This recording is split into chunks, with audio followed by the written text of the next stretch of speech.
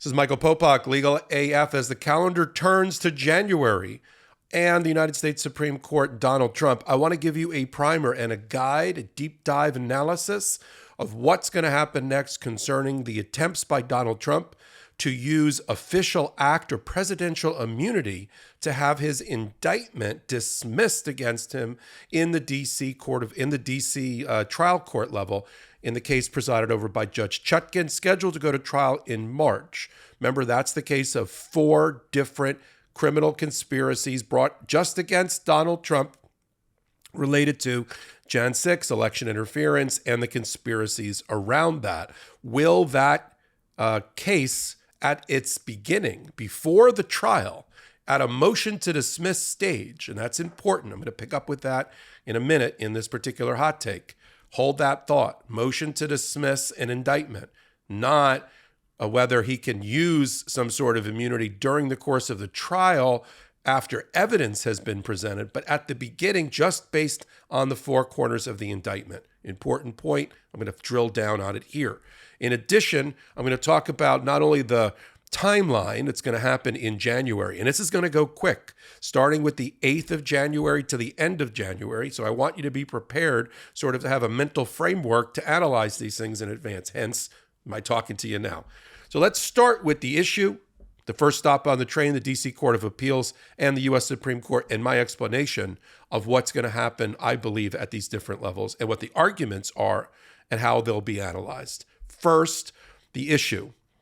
The indictment for conspiracy counts against Donald Trump. The issue, as presented by Donald Trump, is really twofold. One, does he have, or does any office holder of the president have, an absolute immunity, what's called a official act immunity, just because he was president, if he's also charged with crimes, to claim complete immunity, almost like diplomatic immunity from the old lethal weapon days, because he held the office.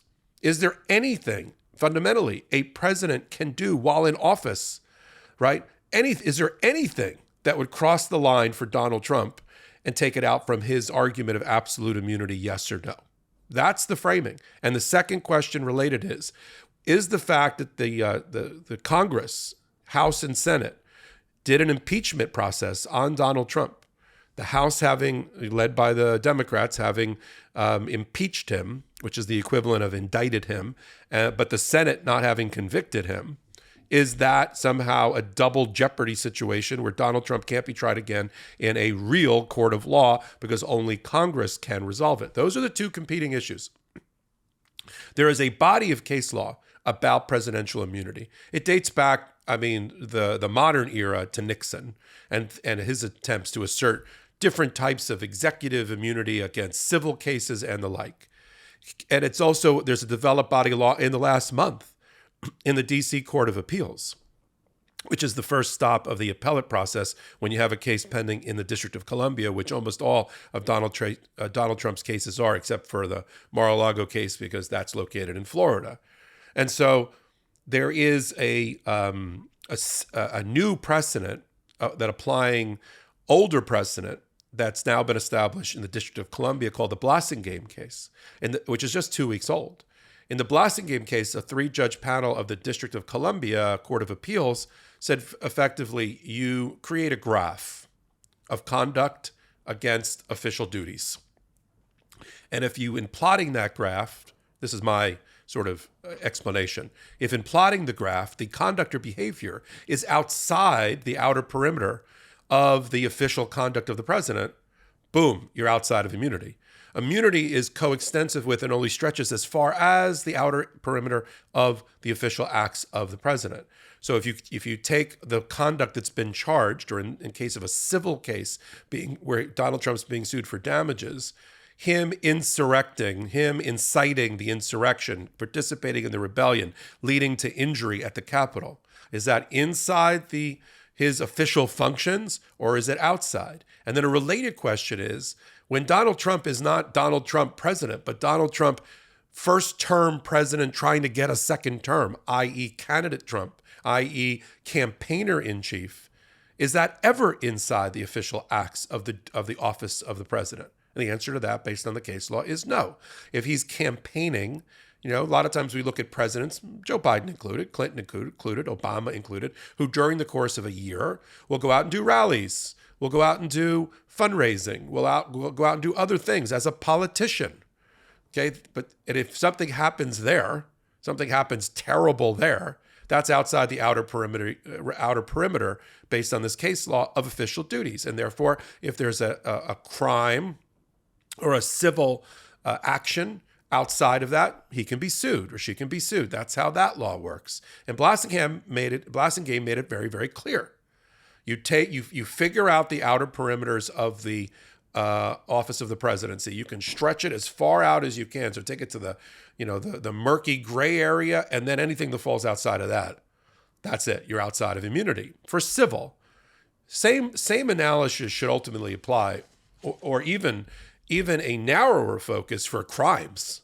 What criminal conduct could ever be within the office of the president?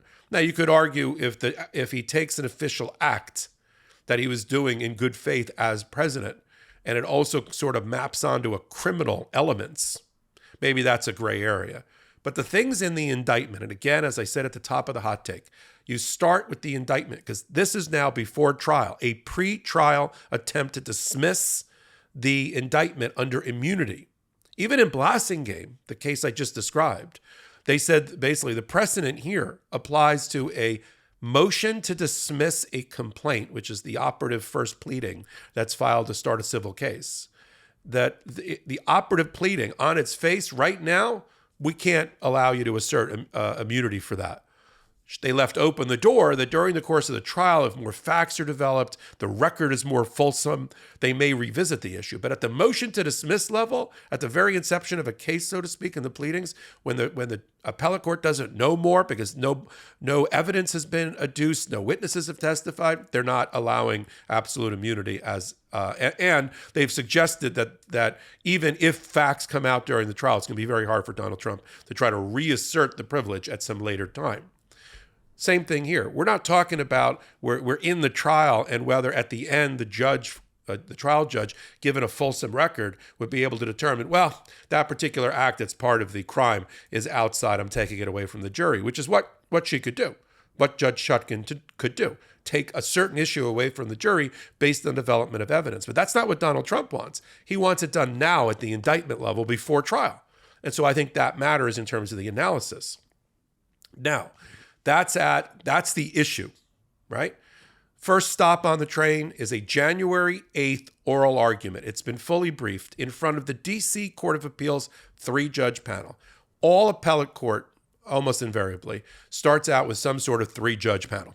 State court a little bit differently. Sometimes you get a 5 or 6 person panel, but 3-judge panel always for federal court. Unless you've asked for and you've received permission to argue in front of what's called an en banc presentation of the appellate court, which is all of the judges of the appellate court hearing it together en banc. And you'll see it, rows and rows and rows of judges listening to the oral argument and then eventually coming up with their decision, and somebody writes it. Here, classic 3-judge panel. 2 of the judges are Biden appointees for this issue. Judge Pan and Judge Childs. The other one is a George W. Bush appointee. They're going to hear it. I would be shocked. I'd fall off the chair I'm sitting on right now if they ruled in favor of Donald Trump. To set the precedent for the future, that the occupant of the Oval Office is completely immune from criminal prosecution no matter what they do at any time. I mean, I would be shocked if that's the case law that they're going to set, understanding that it's not just Donald Trump getting in office again, if that were to happen, but the next worst, if that's possible, Donald Trump. So I believe that the D.C. Court of Appeals is going to rule consistent with case law like Fitzgerald versus Nixon coming out of the Nixon era, cases involving Bill Clinton, Paula Jones versus Bill Clinton. This case of Blasingame I just talked about from 2 weeks ago. They're going to find as applied to and mapped onto criminal conduct of Donald Trump or anybody in wearing his shoes, so to speak, and with the indicted charges, does not at the indictment stage have absolute immunity just because they happen to be president. And certainly, I think they're going to rule that it's not a double jeopardy issue. A president at the time who was impeached but not convicted can be tried and indicted outside in the real world, in the court system, once they leave office for things that happened while they were in office. I think that's what's going to come out of there. They're going to rule on that within 72 hours. This is my prediction. High velocity coming out of the January 8th oral argument. Why? Because they want to preserve the March trial date, and they got to do their work fast. Other panels of the D.C. Court of Appeals, including in Blassingame, have said the same thing. No delay. Can't wait. Trial is important to the public, that they know before they vote whether Donald Trump is a convicted felon or not. Important to democracy, to our republic. Let's say they rule by the 12th. Immediate appeal, emergency appeal and application to the United States Supreme Court. First stop on that train, John Roberts, Chief Justice of the Supreme Court, because he sits over the D.C. Court of Appeals as sort of the assignment or duty judge. And then he'll make the initial ruling, whether to grant a stay of the trial. The trial is currently stayed. There's activity at the trial level because Jack Smith's team continues to file motions. They end up on the docket, but there's no briefing around them. There's no interaction with the Donald Trump side because the case is stayed. Docket is open. Things can be filed, but the case is stayed. Right? Still plenty of time on the clock to get this case tried in March. I'm a trial lawyer. They've had the case for a year. You know, if Donald Trump's lawyers are not preparing for the March trial, that's on them. They have no excuse. Just because the case has stayed, they have no excuse, and they're not going to be able to argue to the trial judge, oh, we just started preparing the end of January. We can't be ready by March. No, you should have been preparing since 6 months ago for the trial. And the fact that you decided and elected not to do any work, that's on you. But because the case has stayed, appellate courts are going to move fast. John Roberts is either going to stay the trial further until complete briefing and set a briefing schedule, or he's going to turn it over to the full 9-person United States Supreme Court, which I think he's going to do for legitimacy, and let them make the decision. Are we taking this appeal, right, now, immediately, understanding that, yes, 2 weeks ago, they rejected Jack Smith's attempt to do a direct appeal to the United States Supreme Court. Here's a note. Supreme Courts don't like direct appeals. They want it to come up through the normal channels, exhausting the procedural posture. D.C. Court of Appeals in this case first, full record with Judge Chutkan's prior ruling, boom, gets taken up to the Supreme Court, and the Solicitor General frames the issues for the government, Department of Justice, so to speak, and then the lawyers for Donald Trump on the other side. That's how they want it. They can do it quick. I've said this on numerous legal AFs.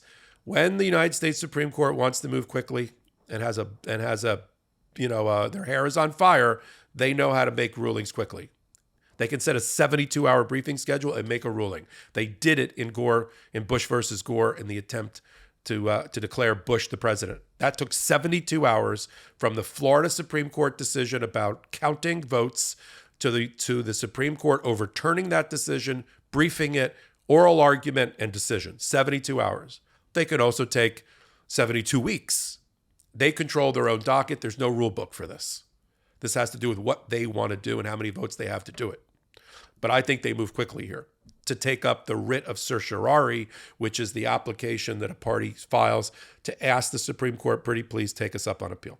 I think they grant that writ of cert. They bring the appeal up towards the third week in January and set a quick briefing schedule to declare once and for all whether this indictment is going to be dismissed because of some application of absolute immunity, if that's going to be the law of our Constitution. In order to do that, they're going to have to overturn years of precedent dating back even before Richard Nixon about the use of absolute immunity and get into this issue of double jeopardy about whether the impeachment process somehow immunizes Donald Trump from being tried criminally in a court system, right, by the judicial branch of the government. And that's going to be the other issue that they have for them. If they're applying the law, right, and the sections of the Constitution, including the Second Amendment, about how the presidency in our constitutional republic works, and the crimes committed to stop the peaceful transfer of power and therefore violate that aspect of the Constitution, then Donald Trump loses. A lot of people thought, oh, Donald Trump got a win. The Supreme Court decided not to take it on an expedited appeal. I don't see that as a win. It may ultimately be a loss because they want the D.C. Court of Appeals to go first. D.C. Court of Appeals, they have to know, is going to rule against Donald Trump based on this record. And so it'll already be 1 foot in a hole for Donald Trump when he gets to the U.S. Supreme Court because he will have taken a loss at the D.C. Court of Appeals level, right? And that again, helps with the legitimacy of the United States Supreme Court. We're waiting. We're an august body, sober decision-making. We want to have it come up the normal channels. Okay.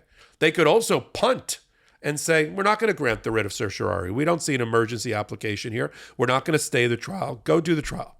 Go do the trial. And well, let's see what happens. Get into your March. We're not going to stop the March trial.